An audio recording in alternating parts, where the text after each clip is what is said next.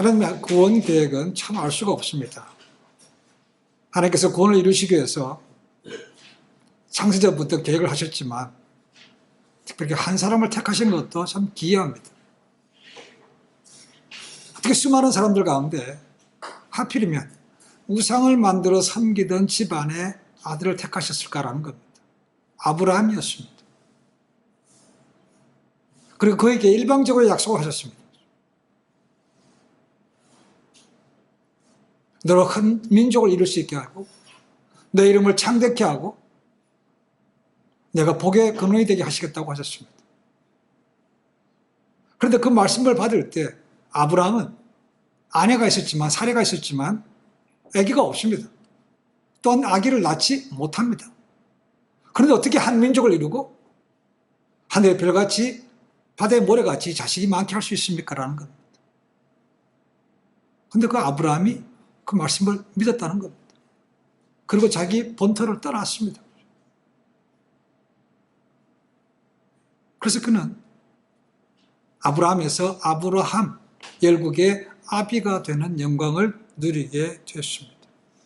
그리고 약속대로 한 민족이 세워졌습니다. 그게 이스라엘입니다. 그리고 그의 후손에서 구세주이신 예수님께서 태어나시게 됩니다.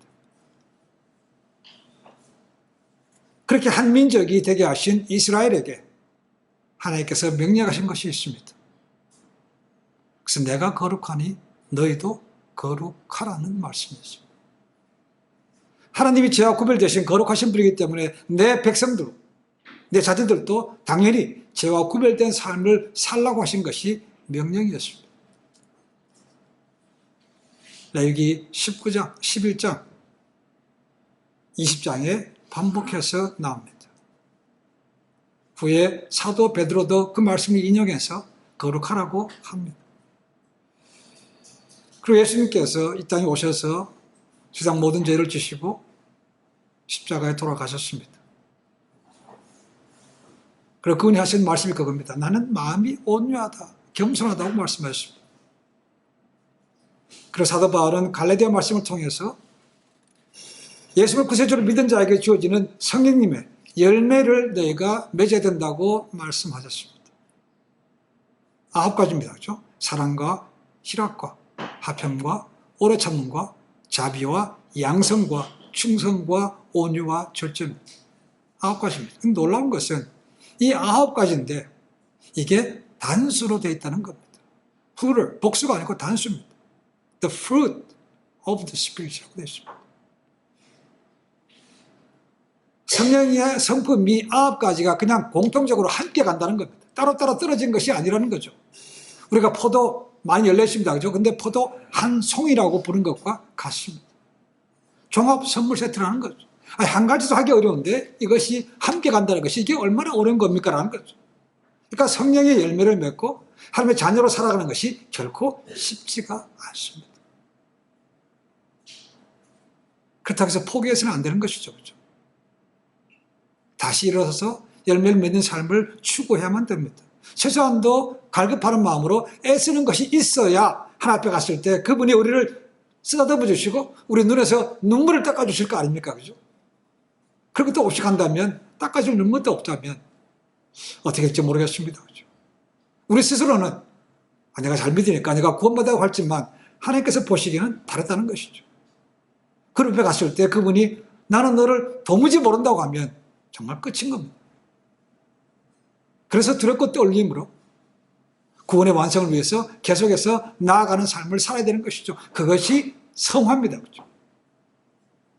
누구도 예외 없이 다 거쳐야 되는 과정입니다.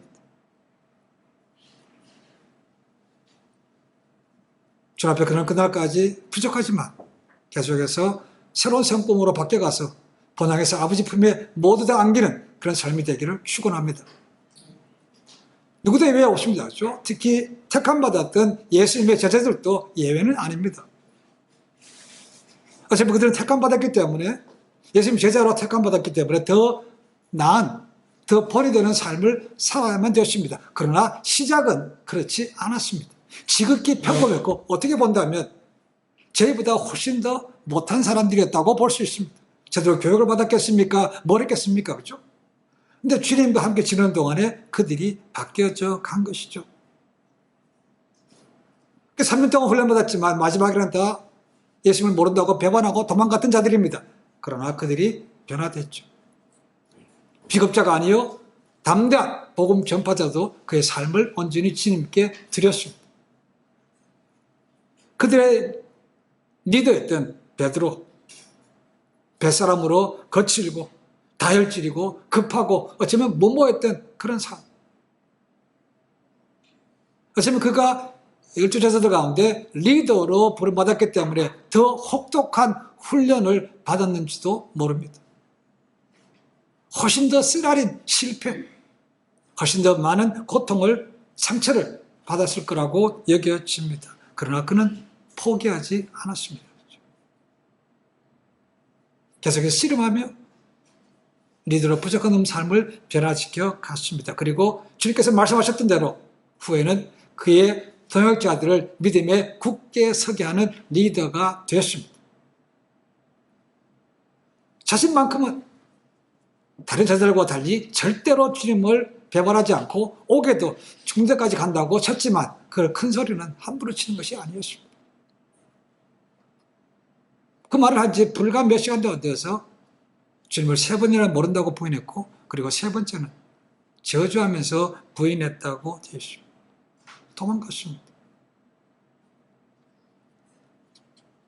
그렇지만 그는 주님의 말씀을 기억하며 특별하게 마가의 다락방에서 성령을 받은 이유는 완전히 달라졌습니다.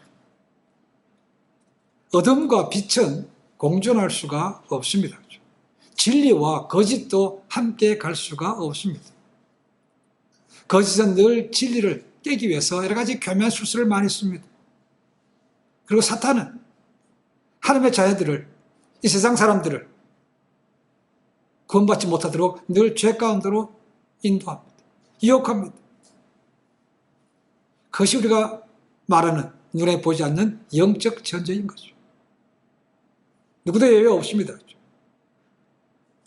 그러니까 믿음의 사람은 어디에 가든지 간에 마귀의 유혹에서 결코 벗어날 수가 없습니다.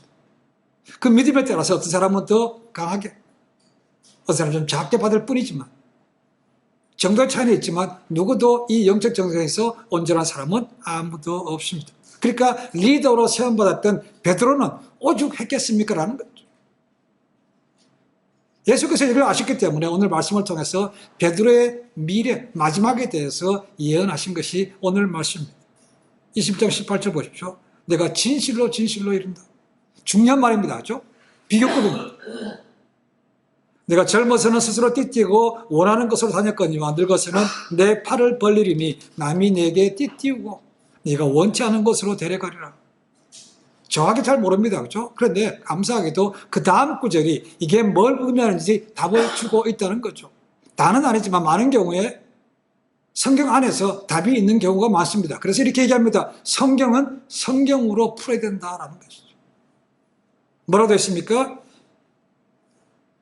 이것이 베드로가 어떻게 죽을지를 얘기한다고 요한이 말하고 있다는 거죠. 순교한다는 겁니다. 쉽게 하면 이렇습니다. 베드로야, 너는 나를 위해서 그리고 복음을 위해서 내 목숨을 내놓아야 된다라는 말입니다. 아주 좋은 말은 아니죠. 그렇죠? 아주 더 앞이 창창한데 꼭 그런 말씀을 미리 하셔야 되겠습니까? 라는 거죠.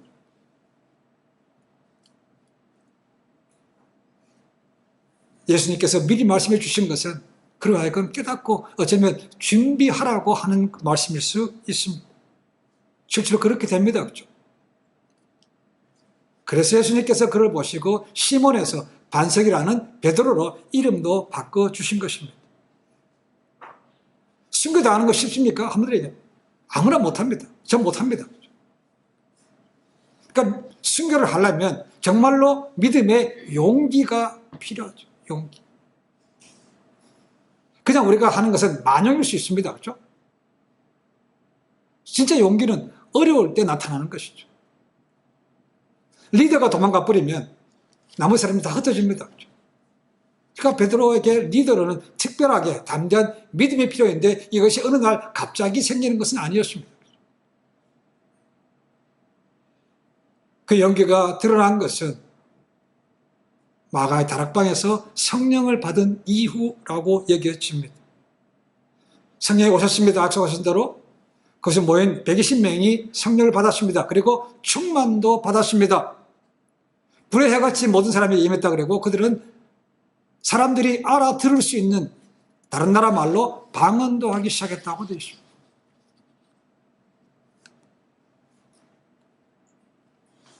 성령을 충만을 받으니까 방언한 뿐만 아니고 그들이 용기도 가지게 되었습니다. 그래서 성령을 받고 나서 바로 나가서 사람들에게 담대하게 예수 그리스도의 복음을 전파하기 시작했습니다. 간단합니다. 너희가 죽였던 예수 그리스도를 하나님께서 다시 살리셨다. 그분이 기다렸던 메시아가 맞다. 내가 그분을 죄를 회개하고 믿어야 된다. 라고 그렇게 담대하게 외쳤다는 것입니다. 이것이 진짜 용기였다는 것이죠. 그 전과 같이 그들은 배반한다고 도망가지 않았습니다. 그렇죠? 이제는 담대하게 잡으려면 잡아가라. 옥에 집어넣으려면 집어넣어라. 때리려면 때려라. 죽이려면 죽이라고 그런 마음으로 아무 상 두려움 없이 담대하게 복음을 전했다고 되어 있습니다. 더 이상 관원들도 권력도 어떤 것도 두려워하지 않았습니다.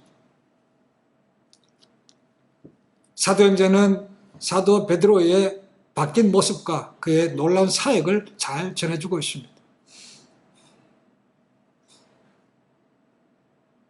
사도행전 4장을 보시면 공회원들이 복음을 전파하는 그들에게 협박을 합니다. 왜냐하면 그들 때문에 많은 사람들이 유대교에서 예수 믿는 사람으로 바뀌었기 때문에 그렇습니다. 그냥 둘 수 없는 것이죠. 잡아서 협박합니다. 다시는 나가서 예수의 이름으로 아무것도 전하지도 말라는 것입니다. 그때는 베드로가 뭐라고 합니까? 4장 19절 20절 말씀을 이렇게 합니다. 하나님 앞에서 너의 말을 듣는 것이 하나님의 말씀을 듣는 것보다 옳은가 판단하라. 우리는 보고 들은 것을 말하지 않을 수 없다고 얘기합니다. 이것이 진짜 용기였다는 겁니다. 이제는 더 이상 두려울 것이 없죠. 그리고 5장의 법 또 나옵니다. 베드로와 요한이 환상적인 콤비를 이루면서 기적도 행합니다. 공회원들의 협박에도 굴하지 않고 계속해서 복음을 전파했습니다. 점점점 하나님 나라가 그들로 인해서 넓어져 갔습니다. 그러니까 또 공회원들이 그냥 둘 수 없으니까 또 잡아가는 거죠. 그리고 옥에 가뒀습니다. 옥에 가뒀는데 무슨 일이 생겼습니까? 5장 19절을 보면 주의 사자가 밤에 옥문을 열고 제자들을 풀어주었다고 말하고 있습니다. 와. 그리고 사자가 이렇게 얘기합니다. 가서 성전에 서서 이 생명의 말씀을 다 백성에게 말하라고 얘기합니다. 어떻게 좀 아쉽습니다. 지금 이들은 복음을 전하다가 잡혀서 지금 감옥에 있습니다. 근데 또 나가서 바로 가라는 겁니다. 바로 가서 복음을 전하래. 쉴 틈도 주지 않습니다. 놀랍게도 제자들, 베드로를 포함해서 제자들은 그냥 바로 가서 성전에 가서 말씀을 전했다고 되어 있습니다. 그리고 21절 말씀 보니까 그때가 새벽이라고 되어 있습니다. 새벽에 그들을 풀어줬고 그들이 가서 새벽에 성전에 가서 모인 사람들이 있는 모양이죠. 그렇죠? 기도하는 사람들이 있는 모양입니다. 그러니까 거기서 또 예수님을 증거했다고 되어 있습니다. 자, 제자들은 감옥에서 풀려나서 복음을 전하고 있습니다. 그렇죠? 그런데 감옥에서는 어떻습니까? 이제 대제장과 그리고 공회원들이 공회를 소집하고 장로들을 불러다가 이제 그들 앞에서 이 제자들을 불러서 신문하라고 그럽니다. 사람들 보내서 야 가서 그 일행들을 데리고 오라고 얘기합니다. 놀라운 소식이 들려옵니다. 갔더니 아무도 없대요. 보고를 그렇게 합니다. 감옥에 아무도 없는데요. 그러면서 5장 23절에 그 상황을 이렇게 설명하고 있습니다. 우리가 보니 옥은 든든하게 잠기고 지키는 사람들이 문에 서 있으되 문을 열고 본즉 그 안에는 한 사람도 없더이다. 옥문이 열쇠로 꽉 채워져 있다는 겁니다. 그 바깥에는 간수들이 지키고 있습니다. 근데 그 안은 비어 있다는 겁니다. 기적 같은 얘기입니다. 그렇죠? 이게 기적이죠. 어떻게 보면. 그들은 나가서 성전에서 그냥 또 복음을 전하고 있었다는 겁니다. 이 복을 받았던 대제사장들, 공회원들 얼마나 난감합니까? 어쩌면 황당한 거죠. 그렇죠? 난감해하고 있는데 또 한 사람이 소식을 전합니다. 그들이 성전에 있는데요. 소식을 전합니다. 그래 가서 또 잡아오라고 명령합니다. 또 잡혀왔습니다. 그 얘기가 합니까? 야, 너희가 전에 얘기했지. 다시는 나가서 예수님의 이름으로 뭘 행하지도 말고 지나지도 말라는데 너희가 또 그렇게, 그리고 예수님을 죽인 것을 우리한테 덮어 씌우려고 그래? 이렇게 얘기하고 있습니다. 그랬더니 베드로가, 제자들이 이렇게 얘기합니다. 사도행전 5장 28절에 보면 그렇게 되어 있습니다. 그리고 베드로가 담대하게 얘기합니다. 너희가 나무에 달아 죽인 예수를 우리 조상의 하나님이 살리시고 이스라엘에게 회개함과 죄사함을 주시려고 그를 오른손으로 높이사 임금과 구주로 삼으셨느니라. 우리는 이 일의 증인이요 하나님이 자기에게 순종하는 사람들에게 주신 성령도 그러하니라 하더라 되십니다. 사도행전 5장 30절부터 32절 말씀 그렇게 기록하고 있습니다. 너무 단합니다. 자, 예수님께 십자가에 못 박히실 때가 절기가 6월절입니다. 제사는 그때 다 두려워서 더 도망갔습니다. 그렇죠? 그리고 마가의 다락방에서 성령 오실 때가 오순절입니다. 6월절과 오순절은 77이 49, 7주가 지난 50일째입니다. 그리고 며칠이 지났다고 보면 불과 2달 만에 이제 180도로 완전히 바뀐 겁니다. 누구도 믿을 수가 없죠. 그리고 사도행전 읽어보시면 이렇게 됩니다. 이 공회원들이 베드로와 제자들 보니까 처음에는 무식한 줄 알았다는 겁니다. 그런데 굉장히 논리적으로 또박또박 반박하는 거 보고 놀랐다고 되어 있습니다. 그게 뭐로 가능합니까? 설명할 수 있는 것은 하나밖에 없습니다. 성령으로 충만하니까 그렇게 되더라는 것입니다.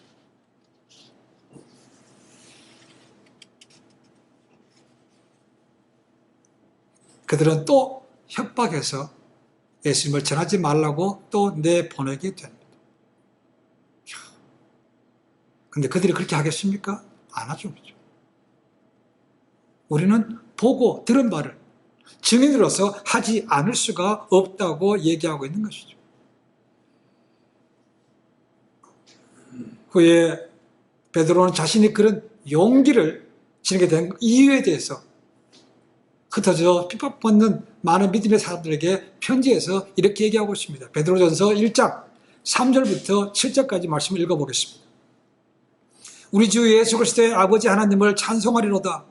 그의 많으신 긍휼대로 예수 그리스도를 죽은 자 가운데서 부활하게 하심으로 말미암아 우리를 거듭나게 하사 한 소망이 있게 하시며 썩지 않고 더럽지 않고 쇠하지 아니하는 유업을 있게 하시나니 곧 너희를 위하여 하늘에 간직하신 것이라. 너희는 말세에 나타나기로 예비하신 구원을 얻기 위하여 믿음으로 말미암아 하나님의 능력으로 보호하심을 받았느니라. 그러므로 너희가 이제 여러 가지 시험으로 말미암아 잠깐 근심하게 되지 않을 수 없으나 오히려 크게 기뻐하도다.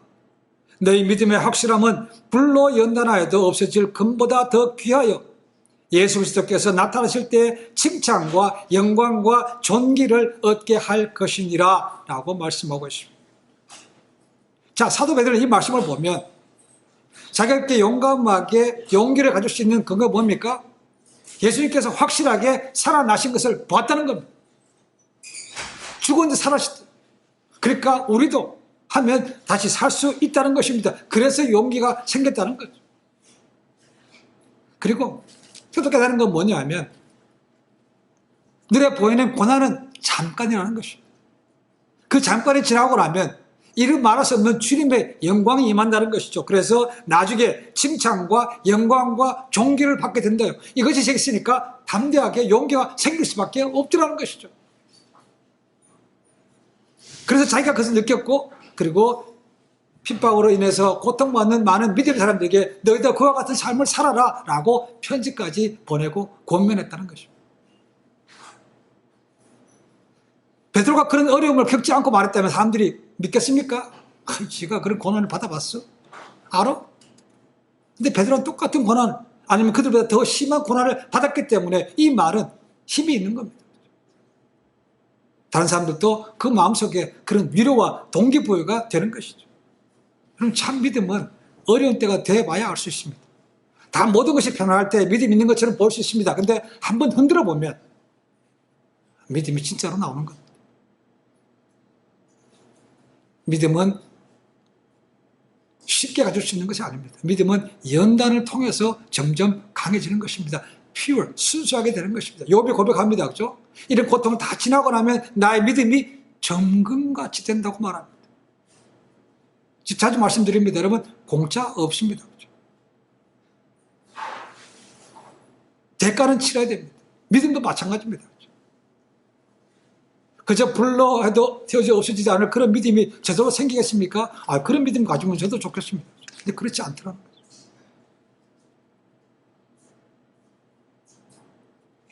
우리가 잘 아는 대로 베드로가 그렇게 담대하게 함을 통해서 베드로는 놀란 역사를 많이 가져왔습니다. 사정이 우리에게 보여줍니다. 그렇죠? 2장에 보시면 베드로가 나가서 담대하게 복음을 전합니다. 그 메시지를 듣고 하루에 침례받은 사람이 남자만 3,000명이라고 되어 있습니다.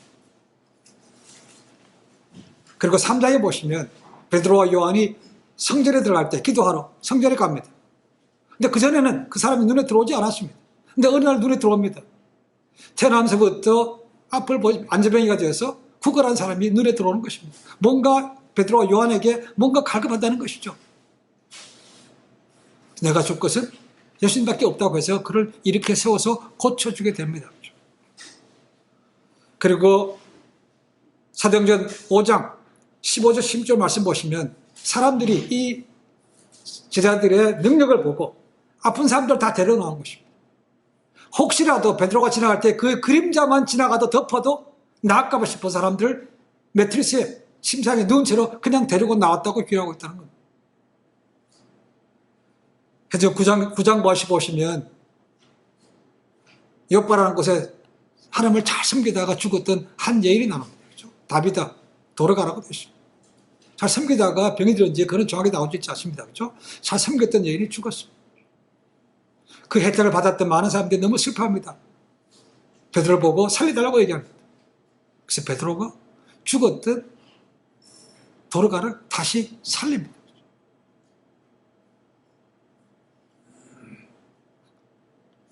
그리고 원래 베드로는 자기 동족들, 유대인들에게 복음을 전한 사람으로 부름받았습니다. 바울은 이방인이고 베드로는 동족에게로 부름받았습니다. 그렇지만 베드로도 어디 가든지 자기 동족들에게 복음을 전했습니다. 그리고 두 가지 서신서, 베드로전서와 베드로후서도 남겼습니다. 이것이 그가 용기를 얻고 나간 이후에 행했던 많은 일들을 사도행전에서 우리에게 말씀해 주고 있습니다. 그렇다고 해서 베드로가 완벽하게 됐다라는 말씀 아닙니다. 갈라디아서 2장을 보시면 바울의 이런 얘기가 나옵니다. 바울이 베드로의 외식하는 모습을 보고 그를 책망했다고 되어 있습니다. 자, 물론 베드로와 바울 둘 다 요즘 얘기하면 거물입니다. 그렇죠? 그럼 믿음으로 본다면 베드로가 훨씬 선배입니다.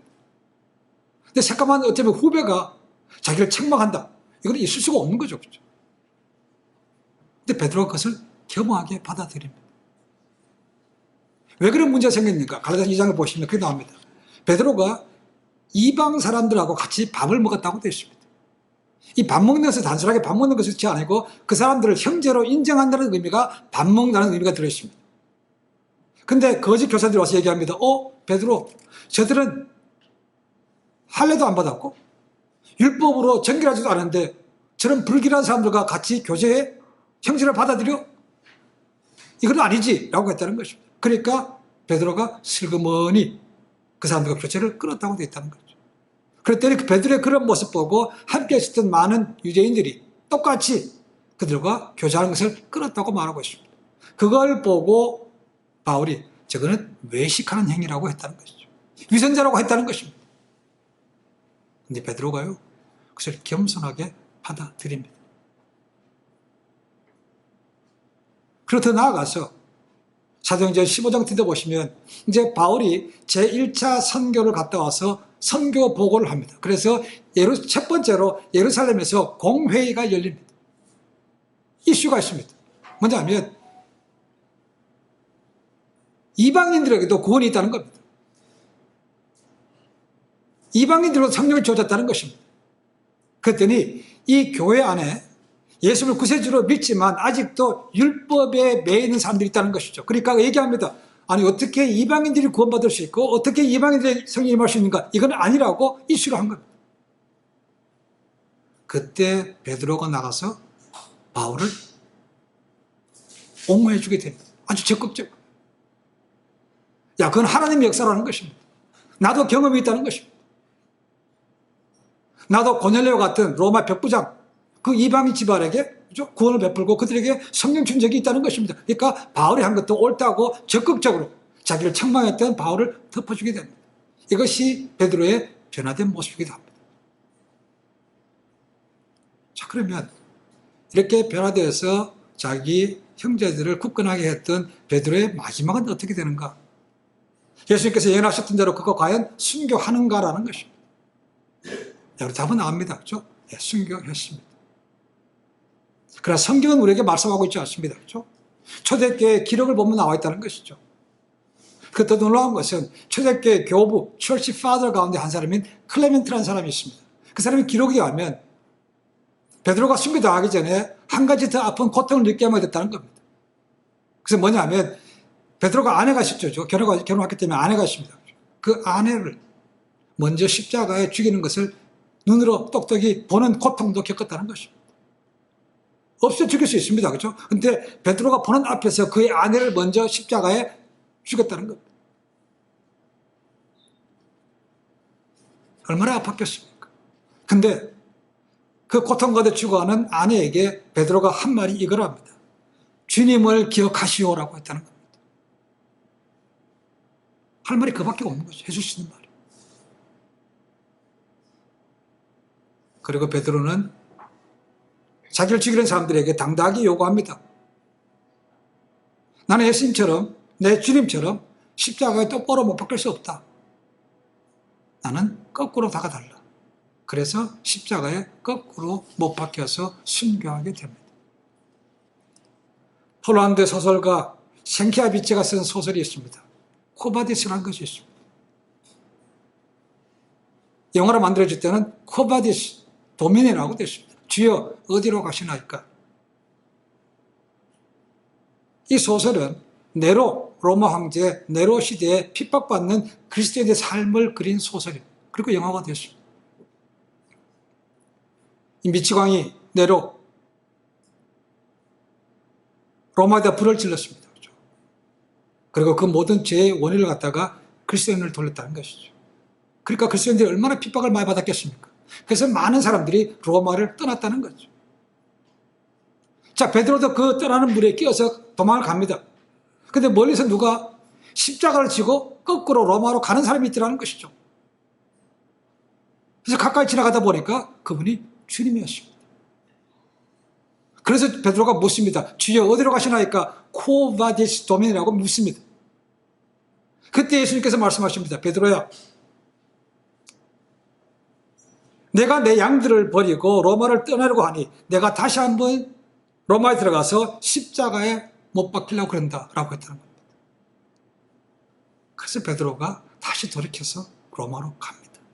복음을 전하다가 잡혀서 거기서 순교를 당하게 되는 겁니다.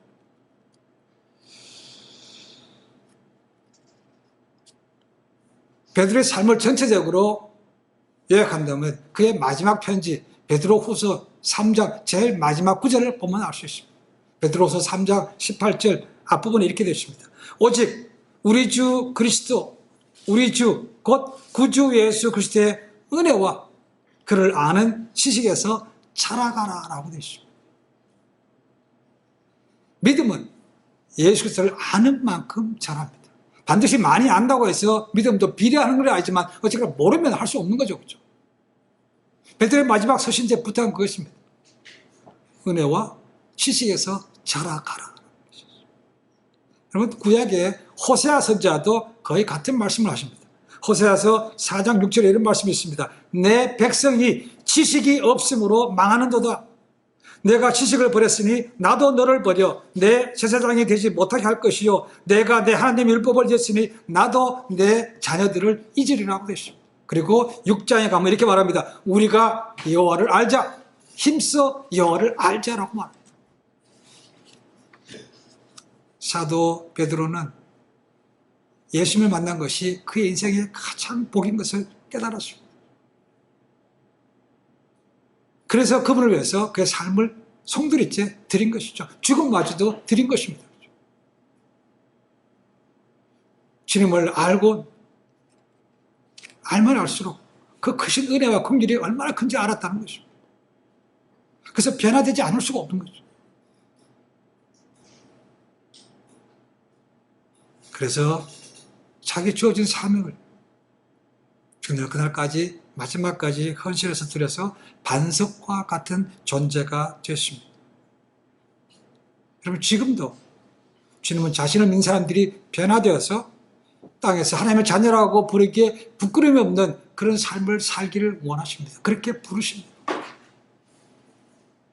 너희는 택하신 족속이요 왕같은 제사장이요 그의 거룩한 나라라고 얘기했습니다.